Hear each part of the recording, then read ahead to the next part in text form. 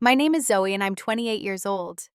I've built a successful photography career in Chicago, despite growing up feeling like I never belonged in my high-achieving family. I always sought their approval, but nothing prepared me for that devastating family dinner. When my parents uttered those unimaginable words, "We wish you were never born." What I did next shocked everyone at the table, including myself. It changed everything forever. Before I share my story, where are you watching from today? Hit that like button and subscribe if you've ever had to stand up for yourself when the people who should love you most made you feel like nothing. I grew up in an affluent Chicago suburb in a house that looked perfect from the outside. My father, Thomas, was a renowned neurosurgeon whose name appeared regularly in medical journals. My mother, Diana, was a corporate lawyer who specialized in mergers and acquisitions, known for her ruthless efficiency in the courtroom and boardroom alike.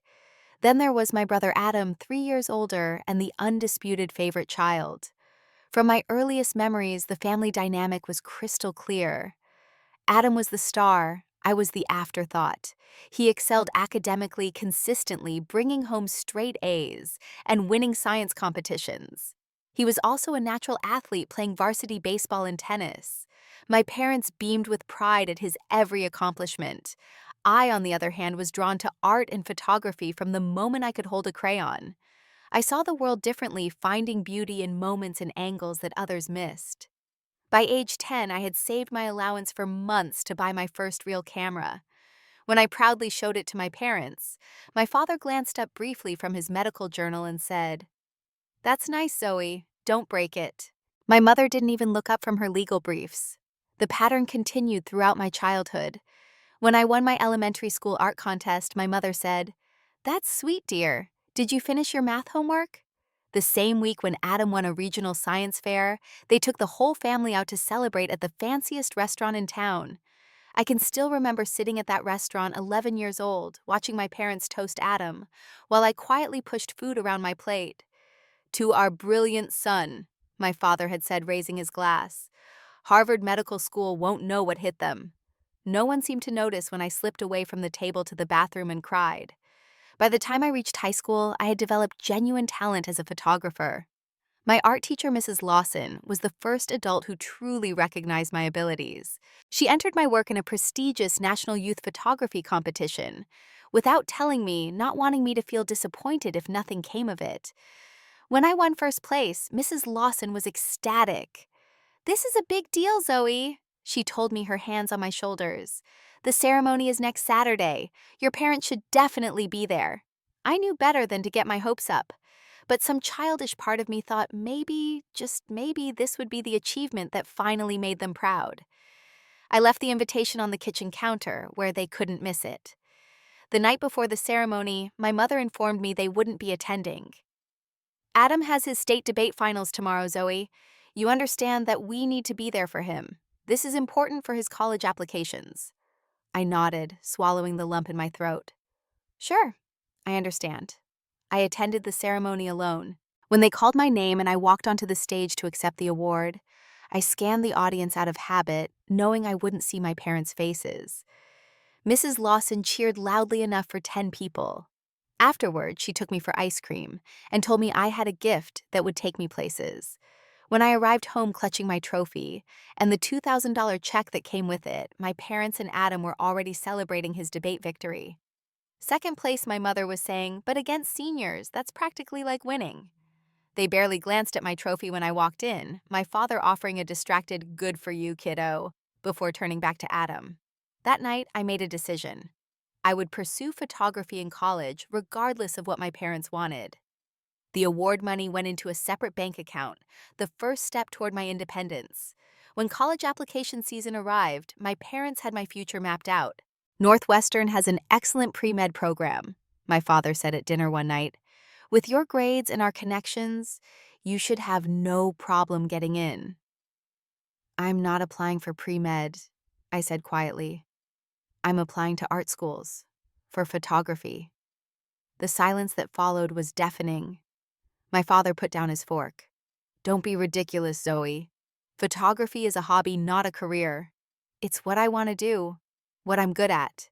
"This isn't up for discussion," my mother interjected. "We're not paying for you to waste 4 years taking pictures.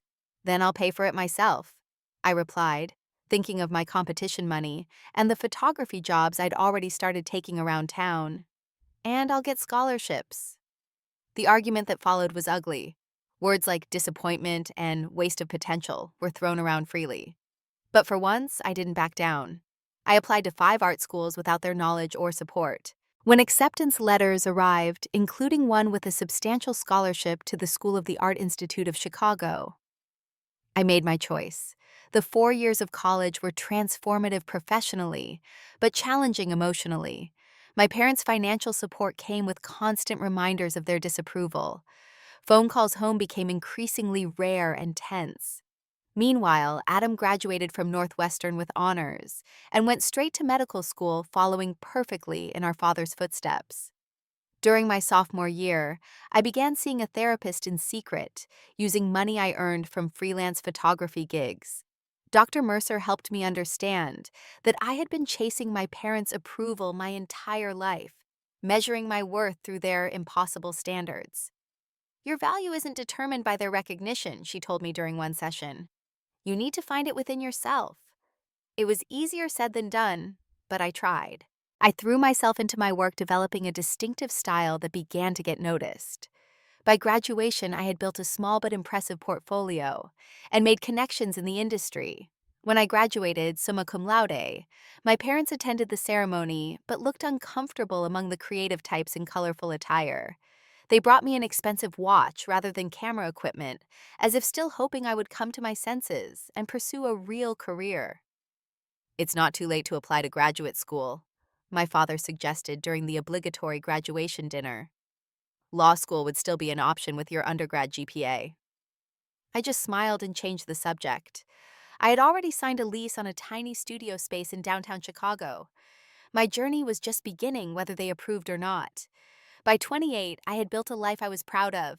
My photography studio in Chicago's West Loop was small, but thriving, specializing in portrait and fashion photography, with a distinctive style that captured authentic moments rather than posed perfection. Magazines and local businesses sought me out for my work, and I had started to make a name for myself beyond the Chicago scene. The major breakthrough came unexpectedly. A national fashion magazine was doing a feature on emerging photographers, and an editor had seen my work at a local gallery. The opportunity to shoot their cover was career-changing, the kind of exposure that photographers dream about. When I got the call confirming I'd been selected, I literally jumped up and down in my apartment, startling my cat Luna into hiding under the couch. That same week, I received a rare invitation from my parents for a family dinner. The text came from my mother, formal as always. "Dinner at the house this Saturday at 7 p.m. to celebrate Adam's promotion. Please confirm attendance." No mention of my own good news, which I'd shared in our family group chat days earlier, to a deafening silence. Adam had responded with a quick, "That's awesome, sis," but my parents had said nothing. Now they wanted me to celebrate Adam's latest achievement, another step up the medical hierarchy that my father had carefully orchestrated.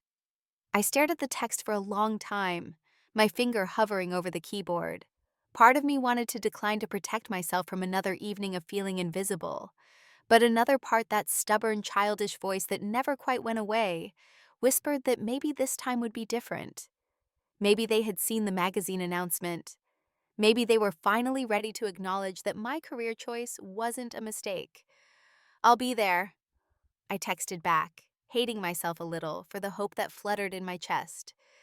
The days before the dinner were filled with anxiety. I spent hours choosing the perfect outfit, eventually settling on a sleek black jumpsuit that looked professional and artistic, without being too edgy for my conservative parents. I even splurged on a blowout at my favorite salon, trying to look as polished and successful as possible. During the drive to my parents' suburban home, I gave myself the same pep talk I always did before these gatherings. "You're successful on your own terms. Their approval doesn't define you. You're going to be pleasant, but not desperate. You won't react to the little jabs. You're just going for Adam." The familiar streets of my childhood neighborhood brought back a flood of memories, few of them happy. As I pulled into the circular driveway of my parents' imposing colonial house, I spotted Adam's car and another I didn't recognize. Right, he had mentioned he was bringing his new girlfriend. Heather, I thought her name was.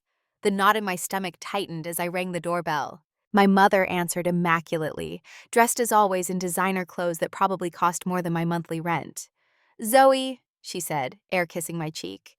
"You're right on time. Everyone's in the living room." I followed her through the marble-floored foyer into the formal living room, where my father stood mixing drinks at the bar cart. Adam was on the sofa next to a pretty woman with auburn hair who I assumed was Heather. "There she is," Adam said, standing to give me a genuine hug. "The famous photographer." I hugged him back tightly, grateful for the warmth. "Hardly famous," I replied. "Not what I heard," he said with a wink. "Heather, this is my sister Zoe. Zoe, this is Heather Davis." Heather stood to shake my hand, her smile seeming authentically friendly. "It's great to finally meet you. Adam has shown me your photography. You're incredibly talented." "Thank you," I said, surprised and touched. "It's nice to meet you too." My father approached with drinks. "Martini for Adam, white wine for Diana and Heather," he said, distributing glasses. Then, almost as an afterthought, "What would you like, Zoe?" "White wine is fine, thanks," I said, accepting the glass he poured. The initial conversation was the usual surface-level pleasantries. How was traffic? Had I seen the new exhibit at the Art Institute? Wasn't the weather unusual for this time of year? I answered politely, while observing the dynamic between Adam and Heather.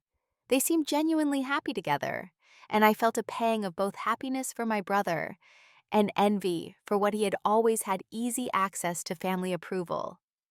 I excused myself to use the bathroom, needing a brief moment to collect myself.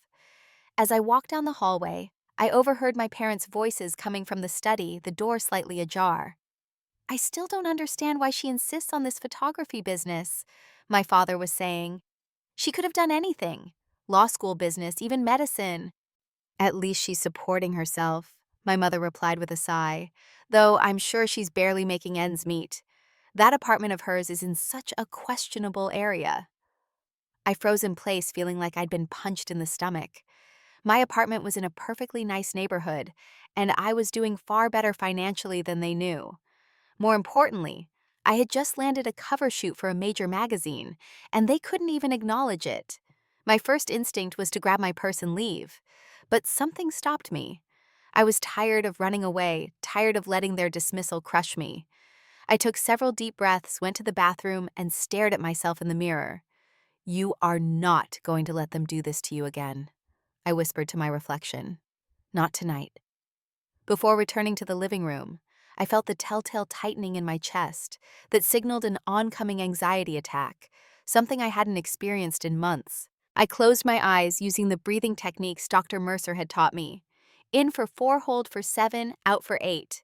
After several minutes, the tightness began to ease. I rejoined the group with a practiced smile, determined to make it through dinner with my dignity intact. The dining room, like everything in my parents' house, was designed to impress. The mahogany table gleamed under the crystal chandelier, set with the fine china and silver that only came out for special occasions. I'd eaten countless meals at this table, most of them strained and uncomfortable. My mother had arranged the seating with her usual precision, my father at the head, her at the foot, Adam and Heather on one side, and me alone on the other. As the housekeeper served the first course, a butternut squash soup, my father raised his wineglass. "To Adam," he said proudly, "the youngest neurosurgical department head in Chicago Memorial's history." Everyone clinked glasses. "Congratulations, Adam," I said sincerely. Despite our parents' favoritism, I had never resented my brother. He had worked hard for his achievements. "Thanks, Zoe," Adam replied, seeming slightly uncomfortable with the spotlight. "It's really not that big a deal. Right place, right time." "Don't be modest," our father interjected. "It's an extraordinary accomplishment." Your research paper on innovative approaches to spinal surgery was what sealed it. My mother turned to Heather. "Did Adam tell you he's following in his father's footsteps? Thomas was the youngest department head in his day as well." "He mentioned that," Heather said politely. "It's very impressive, both of you," she added, glancing at my father. "And Heather," my mother continued, "Adam tells us you're finishing your residency in pediatrics. That's wonderful." "Yes, I have 1 more year," Heather confirmed. "I've always loved working with children." "Doctors on both sides," my father said approvingly. "Any future children would certainly have the right genes." I suppressed an eye roll at my father's not subtle hint about grandchildren. Instead, I tried to join the conversation positively. Speaking of good news, I said during a brief lull, I just found out I'll be shooting the cover for Style Now magazine next month. It's a pretty big opportunity. There was a momentary pause before Adam jumped in. That's incredible. Zoe's Style Now is huge. Will it be in the September issue? October, actually, I replied, grateful for his enthusiasm. That's nice, dear, my mother said with the same tone she might use to acknowledge a child's crayon drawing. She immediately turned back to Heather. So tell us about your family. Where are they from originally? The dismissal was so swift and complete that even Heather looked uncomfortable. She glanced at me apologetically before answering my mother's question. The housekeeper cleared the soup bowls and brought out the main course roasted duck with orange sauce, my father's favorite. The conversation continued to revolve around Adam's promotion, his department's funding, and his plans for new research initiatives.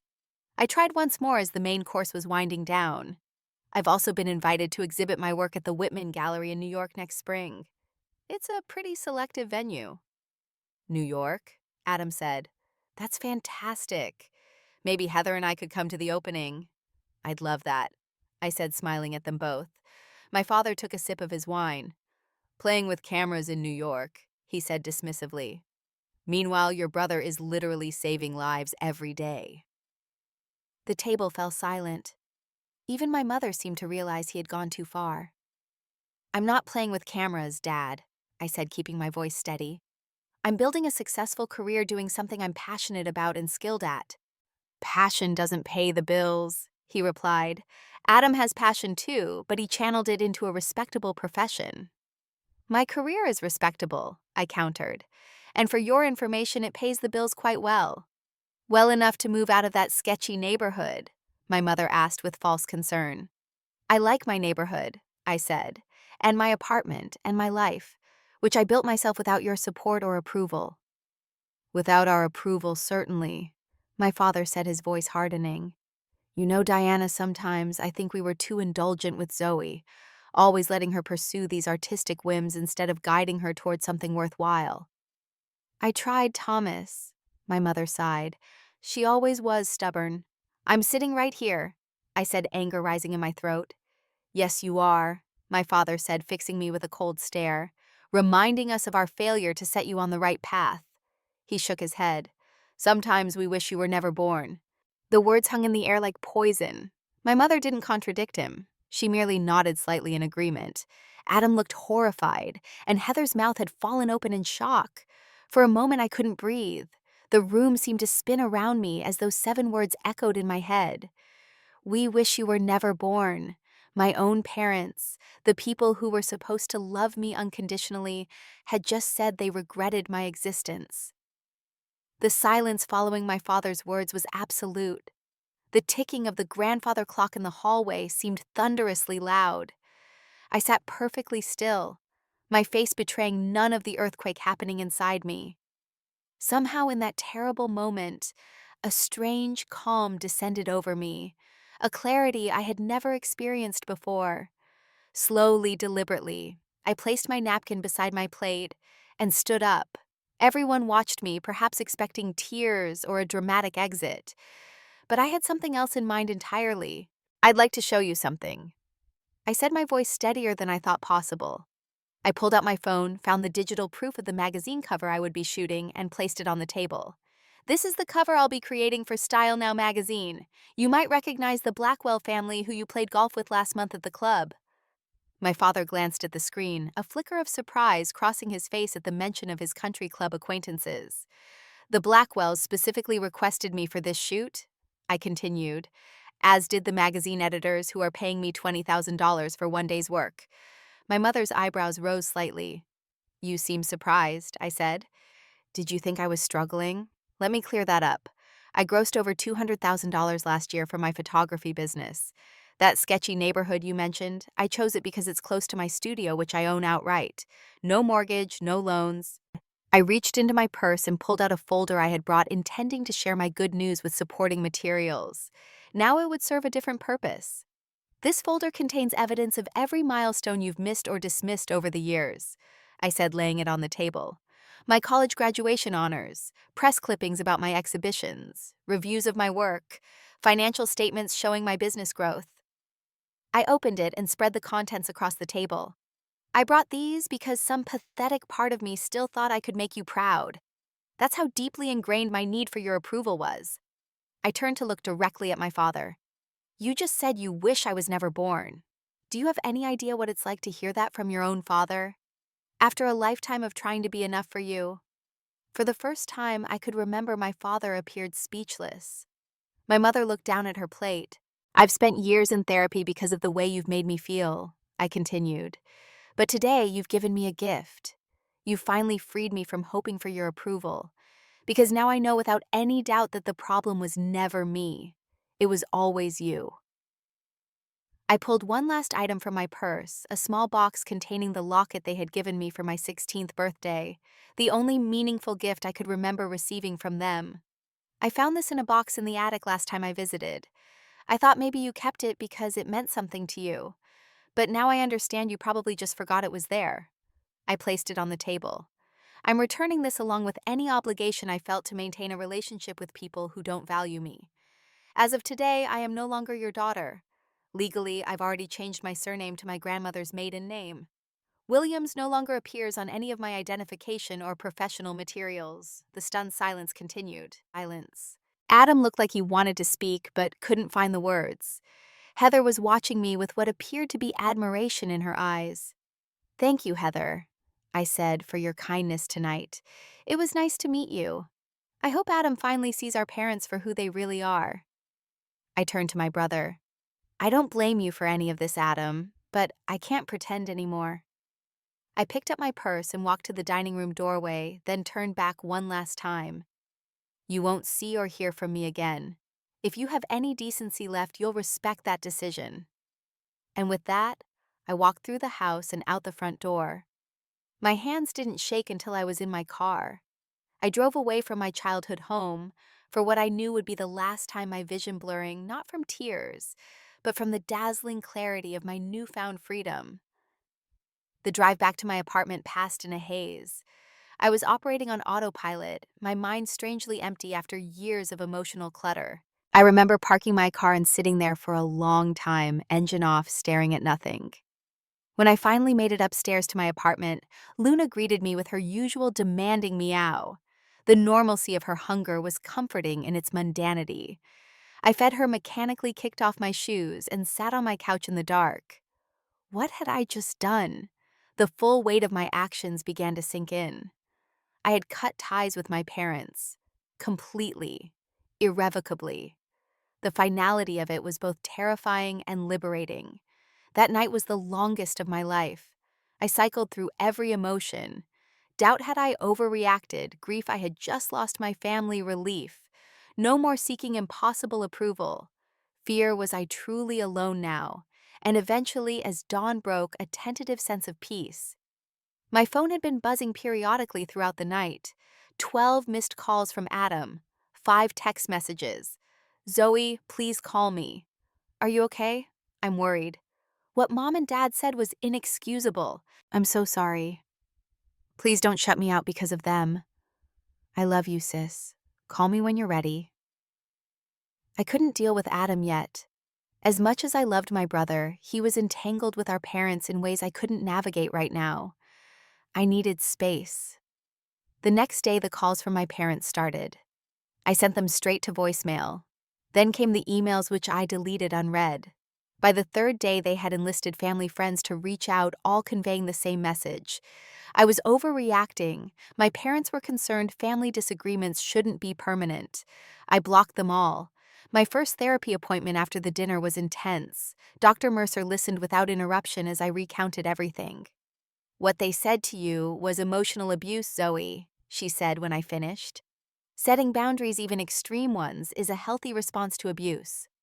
But cutting them off completely, I asked, is that an overreaction? There's no standard response to having your parents tell you they wish you were never born, she replied gently. Whatever you need to do to protect yourself is valid. The following week, I had a major photo shoot scheduled for a local boutique's seasonal catalog. Focusing on work was nearly impossible. My assistant Mia noticed my distraction. "You seem off today," she said during a break. "Anything I can help with?" I hadn't told anyone at work about what happened. "Just family stuff," I said vaguely. "Say no more," Mia replied. "Family can be the worst. Let's get through this shoot and then margaritas are on me." That simple offer of solidarity without prying or judgment broke something open in me. That evening over drinks, I told Mia everything. She listened, cursed my parents colorfully, and then raised her glass. "To chosen family," she said. "The people who actually deserve you." Those words became my mantra in the weeks that followed. I threw myself into building and appreciating my chosen family. My friends, especially Mia, and my college roommate Jasmine, checked in daily. We had movie nights, impromptu dinners, weekend trips to Lake Michigan.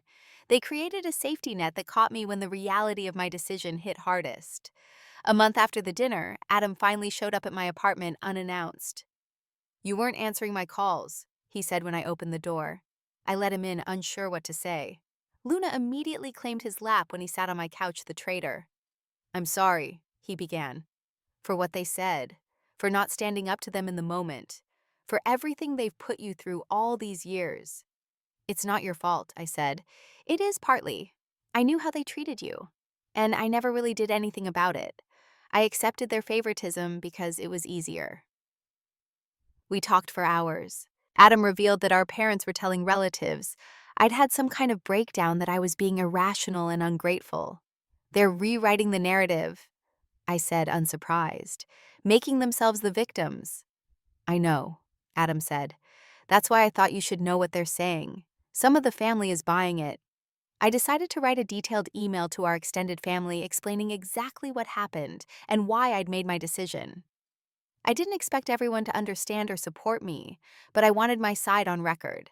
The responses were mixed. My mother's sister wrote back immediately with support, saying she'd always seen how differently I was treated.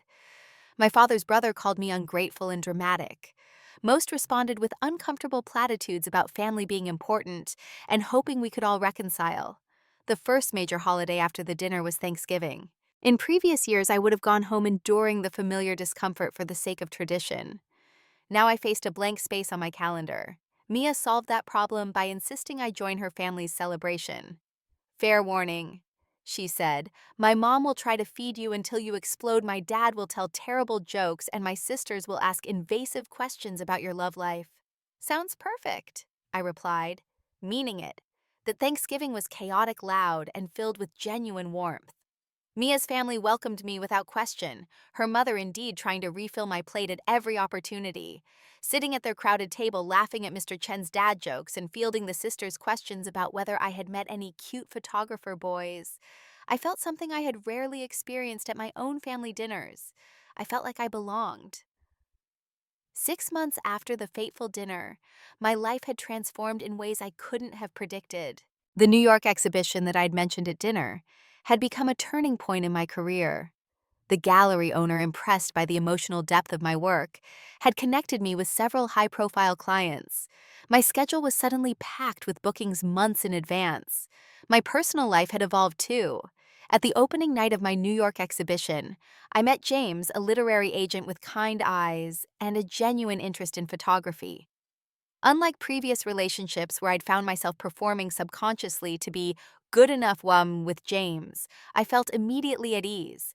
He valued my artistic perspective and treated my career with the same respect he gave his authors. After our third date walking along Lake Michigan, I told him about my parents. I expected the usual uncomfortable reaction people have when faced with estrangement stories. Instead, he nodded thoughtfully. "Family should earn their place in your life just like anyone else," he said. "Blood relation isn't an automatic pass for treating someone poorly." The simplicity and understanding in his response nearly brought me to tears. Meanwhile, Adam's relationship with our parents had grown increasingly strained. During one of our now regular coffee meetings, he confided that he was seeing things differently. "It's like once you pointed it out, I can't unsee how manipulative they are," he said. "Last week, Dad suggested Heather should consider switching from pediatrics to neurology so we could build a family legacy. When she politely declined, he spent the rest of dinner subtly implying she wasn't ambitious enough." "That sounds familiar," I said dryly. Heather was furious afterward. She said if that's how they always treated you, she understands exactly why you left. Adam sighed. They're doing it to her now, and by extension to me. Everything has conditions attached. How are you handling it? I asked. Setting boundaries, firm ones. We're seeing them less frequently, and I shut down the criticism immediately when it starts. He looked at me with new understanding. I get it now, Zoe. I'm sorry it took me so long. This shift in Adam's perspective was healing for me. Having my experience validated by someone who had witnessed it firsthand helped quiet the lingering doubts that sometimes crept in during vulnerable moments. My therapy with Dr. Mercer continued, but the focus had shifted. Instead of processing the pain of never being enough for my parents, we worked on building my self-trust and recognizing my own worth independent of external validation. You've made remarkable progress, she told me during one session. Many people spend their entire lives seeking approval from parents who can't give it. I still have moments where I wonder if I made the right decision, I admitted. That's normal, she assured me. Cutting ties with family, even abusive family, goes against deep social conditioning. The important thing is that you're honoring your needs and boundaries. 7 months after the dinner, I had an unexpected encounter with my mother. I was photographing a charity event for the Chicago Children's Hospital, and she was on the board of directors. I spotted her across the room before she saw me. My first instinct was to flee, but I took a deep breath and continued working. Eventually, our paths crossed near the bar. Zoe, she said, clearly flustered, I didn't know you would be here. I'm the photographer, I replied evenly. It's good to see you, Mother. I hope you're well. We've been trying to reach you, she said, lowering her voice. Your father and I think this has gone on long enough. This silent treatment is childish. The old me would have crumbled under her disapproval. The new me simply smiled. I'm not giving anyone the silent treatment. I made a clear decision to end our relationship and communicated it directly. That's actually the mature approach. Now, if you'll excuse me, I have work to do. I walked away before she could respond, my heart pounding, but my dignity intact. Later, Mia, who was assisting me that day, gave me a high five. Your mother looks exactly like I imagined, she whispered. Expensive and constipated. I laughed so hard I nearly dropped my camera. That encounter, brief as it was, reinforced my decision. My mother hadn't asked how I was or expressed any remorse. Her only concern was that I had defied her expectations by maintaining my boundaries. Around the 8-month mark, I began working on a new photography series titled Chosen Kinship. It explored the concept of found family and the authentic connections that sustain us. I photographed friend groups, chosen siblings, mentors, and mentees, focusing on the depth of connection that transcends biological ties. The series received critical acclaim when I exhibited it locally. An influential art publication featured my work, describing it as a poignant exploration of true belonging that challenges traditional notions of family. 9 months after the dinner, my father had a health scare, a minor heart attack that required surgery. Adam called to tell me, "You don't have to do anything with this information," he said carefully. "I just thought you should know." I sat with the news for a day, consulting with Dr. Mercer about my obligations, if any. "What do you want to do?" she asked. "Part of me feels I should reach out," I admitted. "But another part is afraid of opening that door again." "Those are both valid responses," she said. "Whatever you decide, make sure it's for yourself, not out of guilt or obligation." After much reflection, I sent a simple email to my father's personal address. "Adam told me about your health situation. I'm glad to hear the surgery was successful, and wish you a smooth recovery." His response came quickly, longer than I expected, expressing gratitude for my message and hinting at regret for how things had developed between us. He asked if we could meet and talk when he was feeling better. I replied with firm boundaries. "I'm not ready for a meeting. My well wishes are genuine, but they don't change my decision regarding our relationship. Please respect that." To my surprise, he responded with a simple, "I understand. Thank you for your good wishes." It was possibly the first time he had ever truly respected a boundary I had set. The 1-year mark approached, and I decided to reclaim the date. Instead of allowing it to remain a painful anniversary, I planned a celebration of my new life and chosen family.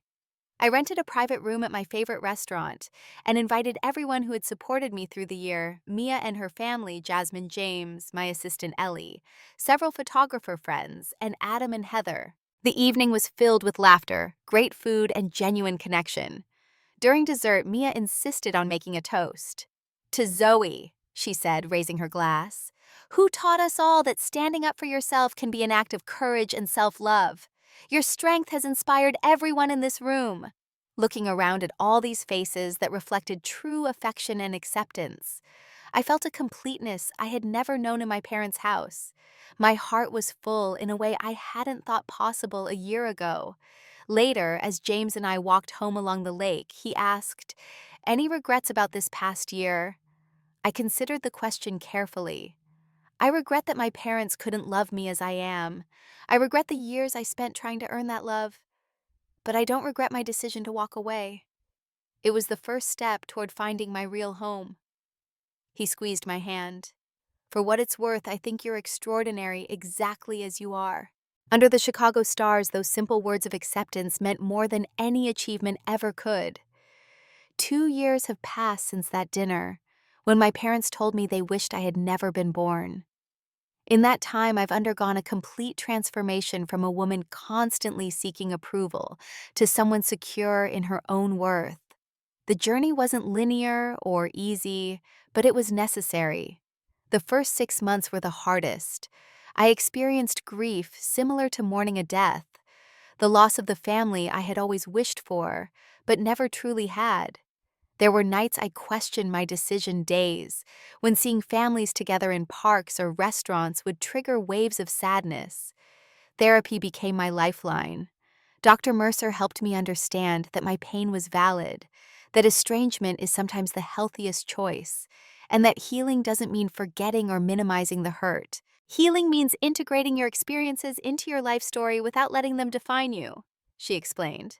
My support network proved invaluable during those difficult months.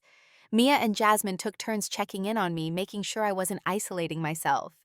James offered quiet understanding, never pushing me to talk, but always ready to listen when I needed to process my feelings. Photography became both my profession and my therapy. I poured my emotions into my work, and ironically, this new depth and authenticity in my images accelerated my career. The vulnerability I had once hidden became my greatest artistic strength. As my professional reputation grew, I began mentoring young photographers, particularly those from difficult family backgrounds. Helping them navigate their artistic journeys while honoring their emotional needs gave purpose to my pain.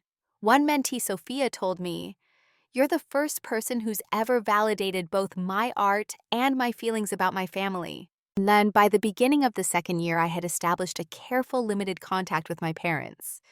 This wasn't a reconciliation, but a renegotiation of terms. I would attend major family events like Adam and Heather's wedding, but with clear boundaries in place. At their wedding 6 months ago, I photographed the ceremony as my gift to them, stepping away from my role as sister to work during the most emotionally charged moments. My parents were civil, keeping their distance, except for a brief public exchange of pleasantries. My father approached me during the reception when I was adjusting my camera equipment. "Your photographs are remarkable, Zoe," he said quietly. "You've built something impressive." "Thank you," I replied, neither cold nor warm. "What I said that night," he continued, looking uncomfortable, "it was unforgivable. I don't expect your forgiveness, but I want you to know I regret it deeply." It was the closest thing to an apology I'd ever received from him. I nodded acknowledgement, but offered no absolution. Some wounds run too deep for simple forgiveness. My mother has had a harder time accepting our new reality.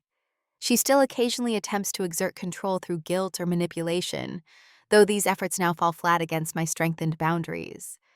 At the wedding, she commented that I looked too thin and asked if I was taking care of myself without a family support system. "I have a wonderful support system," I responded calmly. "It's just not you." The art series inspired by my journey, Chosen Kinship, has been exhibited internationally, resonating with viewers who have experienced similar family dynamics. I've received countless messages from people who found permission in my work to prioritize their emotional health over family obligations. The success of that series led to a book deal where I paired my images with short essays about redefining family. The book, titled Blood and Choice, is being released next month. James, now my fiance, jokes that I've managed to turn the worst moment of my life into my greatest professional success. But the true measure of my transformation isn't external success. It's the internal peace I've found. I no longer wake up with that familiar knot of anxiety, wondering how I'll fail to measure up today. I no longer apologize for my passion or minimize my achievements to make others comfortable. The most profound lesson I've learned is that self-worth isn't granted by others, even parents. It's cultivated internally through self-compassion and honoring your own truth. Sometimes the most courageous act isn't staying and fighting for approval, but walking away and building a life that doesn't require it. I've also learned that forgiveness doesn't necessarily mean reconciliation. I've forgiven my parents in the sense that I no longer carry active anger toward them. This forgiveness was for my benefit, not theirs. But forgiveness didn't mean erasing boundaries or pretending that damaging patterns had changed. True family, I've discovered, has little to do with DNA and everything to do with how people treat each other. My chosen family, the friends who showed up consistently, the mentors who believed in my vision, the partner who loves me without conditions. These are the relationships that nourish rather than deplete me. As I stand in my gallery today, surrounded by images that tell stories of authentic connection, I realize that those devastating words at dinner, "We wish you were never born," led to my rebirth. In losing the family I was born into, I found the person I was meant to be. Have you ever had to make the difficult decision to distance yourself from family for your own well-being? What helped you find peace with that choice? Share your experiences in the comments below, and don't forget to like and subscribe if this story resonated with you. Remember that your worth isn't determined by those who can't see it, and sometimes the family we choose is more healing than the one we're born into. Thank you for listening to my journey, and I hope it brings some comfort to those walking similar paths.